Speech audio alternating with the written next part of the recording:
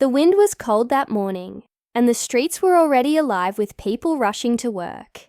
At the entrance of a massive glass building, a little girl stood, her small hands gripping a basket full of colourful candies. Her clothes were worn, her shoes barely holding together, but her eyes sparkled with determination. She had been coming here every day, standing at the same spot, offering her sweets to anyone willing to spare a little change. Most people ignored her. Some smiled politely, but walked past. A few kind souls would stop, dig into their pockets, and buy a piece or two. But today was different. A black luxury car pulled up to the entrance, its polished surface reflecting the towering structure of the company behind it. The chauffeur stepped out first, quickly moving to open the door. From inside, a man emerged, tall, sharply dressed, his expensive watch catching the sunlight as he adjusted the cuffs of his tailored suit. His face was set in a serious expression, his every movement radiating power and control. This was Mr. Donovan Hayes, the owner of the company, a self-made millionaire, known for his ruthless business strategies and strict discipline. As he strode toward the entrance, his eyes landed on the little girl. She was standing near the doors, holding out a candy toward him with a hopeful smile. "Sir, would you like to buy some?" she asked, her voice soft but full of warmth. Donovan barely slowed his pace. His eyes flickered to her basket, then back to her face, his lips pressing into a thin line. He didn't answer. He didn't smile. Instead, he looked past her, as if she were nothing more than an obstacle in his way. A security guard, noticing Donovan's reaction, stepped forward immediately. "Hey, you!" he barked at the girl. "You can't stand here. Move along." The girl's smile faltered, but she stood her ground. "Please, sir," she pleaded, glancing up at Donovan. "Just one candy. They're really good." Donovan stopped. He turned his head slightly, finally looking at her, but there was no warmth in his eyes. "This is private property," he said coldly. "You can't sell things here. Leave." Her small fingers clutched the edge of her basket. "But Did you not hear me?" His voice was sharp now, final. "Go away." For a moment there was silence. The little girl blinked, as if trying to understand why she was being treated this way. She wasn't begging. She wasn't stealing. She was just trying to sell her candies, the same way countless other people sold things on the streets every day. But to Donovan, she didn't belong here. She was disrupting the clean, polished image of his company. The security guard stepped closer, his stance firm. "You heard the boss. Move along before we call the police." Her lower lip trembled, but she nodded. Without another word, she turned away, her small frame disappearing into the crowd as she clutched her basket tightly. Donovan exhaled sharply, as if shaking off an annoyance, then walked into his building without looking back. Little did he know, that moment would come back to haunt him in ways he could never imagine. Days passed, but for Donovan Hayes, the little girl was nothing more than a fleeting memory, an insignificant moment in his busy life. He had companies to run, meetings to attend, deals to close. His world was built on numbers, profits, and discipline. There was no room for distractions, especially not for street vendors loitering around his building. But elsewhere in the city, that little girl, Emily, was struggling more than ever. She had always known life was unfair, but that morning, when she was turned away so harshly, something inside her had shifted. She had been selling candies, not just to survive, but to help her mother, who was sick and unable to work. Every coin she earned went toward medicine, food, and keeping a roof over their heads. That day, she had gone home empty-handed. Her mother, Claire, noticed the sadness in Emily's eyes, but said nothing at first. She already knew how cruel the world could be, but as she lay in bed, weak and frail, she felt a deep ache, not from her illness, but from the thought that her daughter was carrying such a heavy burden alone.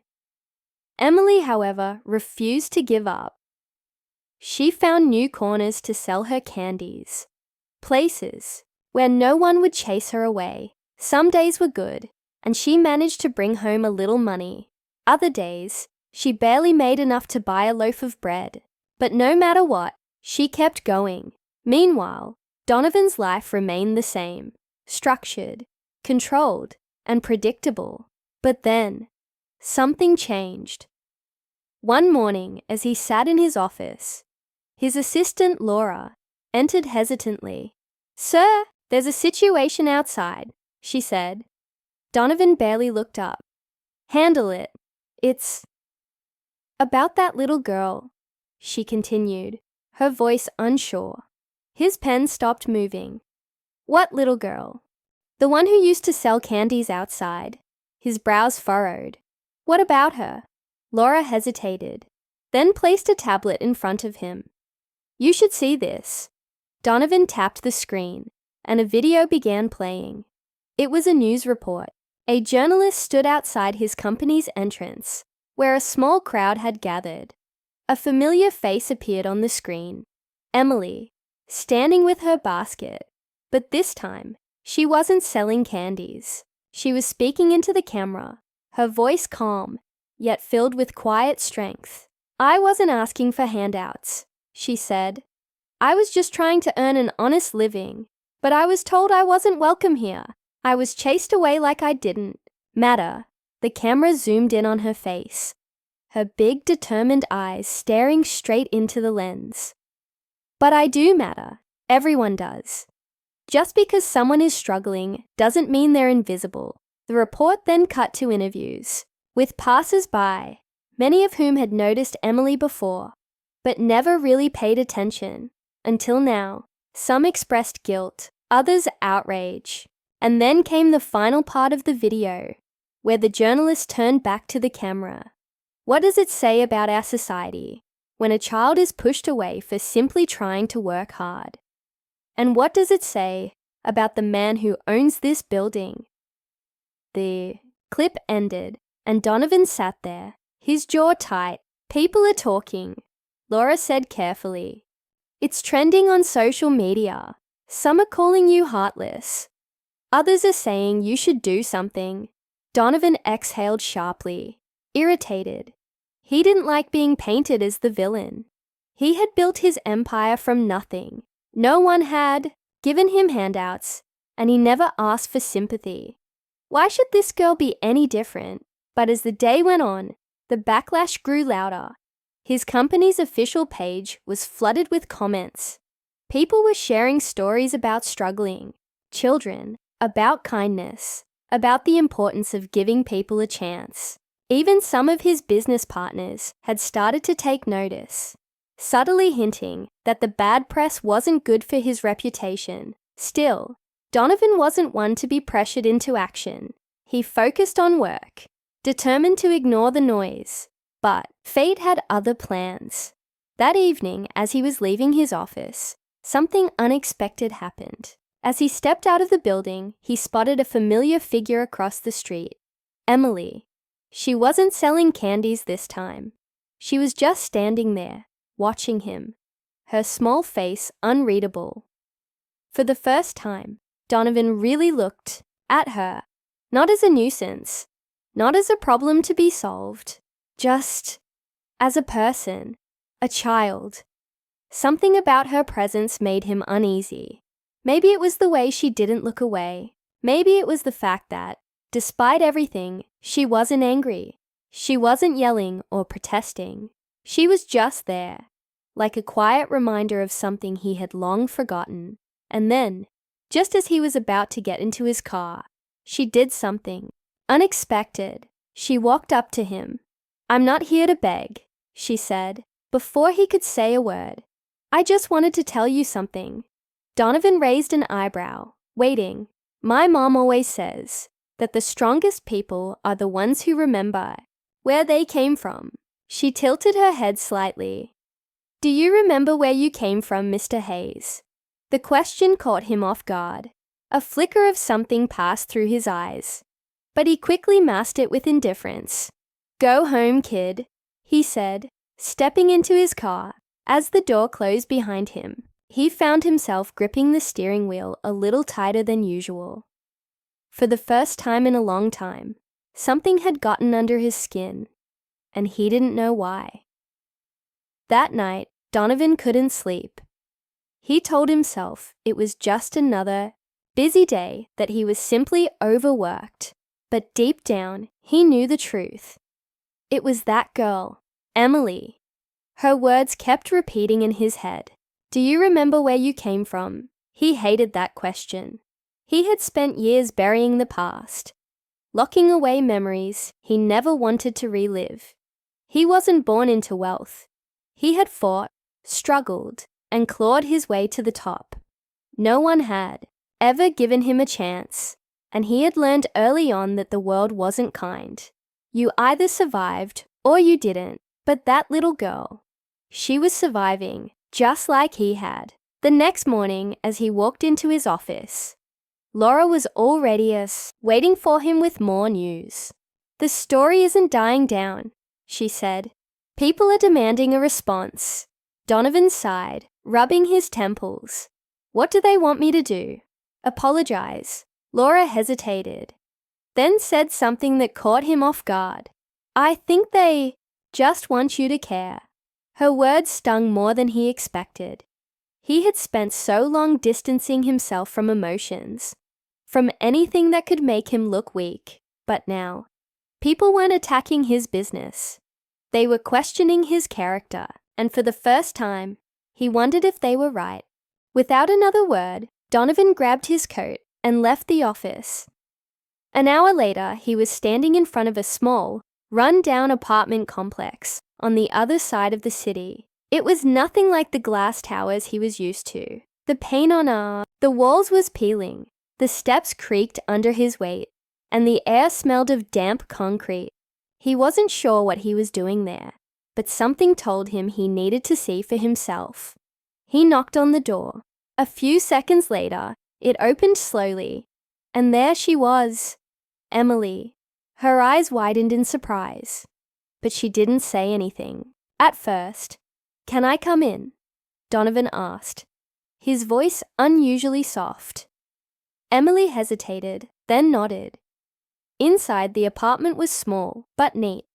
A worn-out couch sat in the corner, a tiny table with a few mismatched chairs in the middle, and on the couch, lying under a thin blanket, was her mother. Claire looked weak, her skin pale, but when she saw Donovan, she pushed herself up slightly, offering a tired smile. You're the man from the building, she said, her voice barely above a whisper. Donovan nodded, suddenly feeling out of place. He had never stepped into a world like this since leaving his own struggles behind. It reminded him too much of his past, of nights spent hungry, of watching his own mother work herself to exhaustion just to keep them afloat. Emily watched him closely, her expression unreadable. Why are you here? She asked. For once, Donovan didn't have an immediate answer. He looked around the small room, then back at Emily. I wanted to see where you came from. She studied him for a moment, then gave a small nod, as if she understood something he didn't. He cleared his throat, suddenly feeling the weight of everything. I shouldn't have treated you the way I did, he admitted. I was wrong. Emily blinked, clearly not expecting that. Why are you telling me this? Donovan exhaled, running a hand through his hair. Because I know what it's like to be ignored, to work hard and still be told you don't belong. He glanced at Claire, then back at Emily. You remind me of someone I used to be. For a long moment, there was silence. Then, slowly, Claire smiled. It's never too late to change, she said softly. Something in Donovan shifted at those words. He had spent his whole life believing that success meant never looking back. But now, standing in that tiny apartment, he realized that maybe real success wasn't just about money or power. Maybe it was about remembering where you came from and choosing to make a difference. A week later, something unexpected happened. Emily returned to the entrance of the company, not with a basket of candies, but with Donovan standing beside her. The same people who had ignored her before now stopped to watch, confused and curious. With a calm but firm voice, Donovan addressed the small crowd. "I once believed that success meant shutting out the world, but I was wrong." He glanced at Emily, then continued, "This little girl reminded me of something I had forgotten, that everyone deserves a chance." He turned to Emily and handed her something, a small official-looking paper. She looked down at it, then back at him, confused. "What is this?" she asked. "A scholarship," he said simply, "for your education, and a job for your mother, if she's willing." Claire, who had been standing nearby, covered her mouth in shock. Tears welled up in her eyes. "Are you serious?" Donovan nodded. "I have the power to change things, and I'd rather use it to lift people up instead of pushing them down." Emily's hands trembled as she held the paper. For the first time in a long time, she didn't have to fight. Someone was standing beside her. Someone who had once turned her away was now helping her stand taller. The people around them clapped, some even cheering. But Donovan wasn't looking at them. He was looking at Emily, the girl who had forced him to see what really mattered. As they stood there, side by side, something in Donovan changed forever. He had spent years building walls, protecting himself from the world. But now, for the first time, he realized that real strength wasn't about shutting people out. It was about letting them in.